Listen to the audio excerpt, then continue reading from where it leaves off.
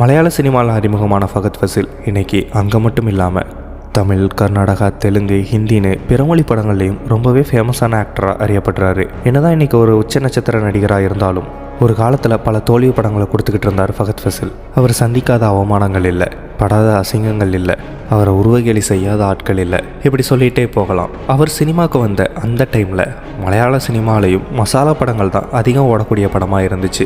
ஒரு ஹீரோவுக்கு எந்த அளவுக்கு மாஸ் இருக்குதோ அந்த அளவுக்கு தான் அவருடைய படம் தியேட்டர்களில் ஓடும். அந்த மாதிரியான படங்கள் தான் அந்த மக்களும் ரசிச்சுக்கிட்டு இருந்தாங்க. பின்னால் மலையாள சினிமா மாஸ் மசாலா படங்கள் பண்ணுறதை விட்டுட்டு கண்டென்ட் ரிலேட்டடாக ஒர்க் பண்ண ஸ்டார்ட் பண்ணாங்க. பெரிய பெரிய ஆக்டர்ஸ்லாம் கூட இப்போது மாஸ் மசாலா படங்கள் நடிக்கிறத தாண்டி கண்டென்ட் ரிலேட்டடான படங்கள் கமிட் ஆகி நடிச்சுக்கிட்டு இருக்காங்க.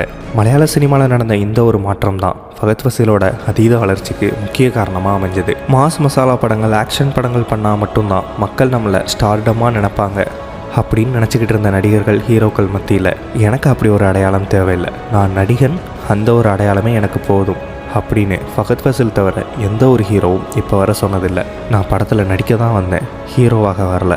ஸோ நல்லா நடித்து எனக்கான அடையாளத்தை நானே உருவாக்கிக்கிறேன்னு அவரோட நடிப்பு திறமையை வச்சு மட்டுமே அவருக்குன்னு தனியாக ஒரு அடையாளத்தையே உருவாக்கிட்டார். யாரெல்லாம் அவரை கேலி கிண்டல் செஞ்சாங்களோ அவங்க எல்லாருமே வாயை புழக்கிற மாதிரியான ஒரு வெற்றி தான் இப்போ ஃபகத் ஃபாசிலுக்கு அமைஞ்சிருக்கு.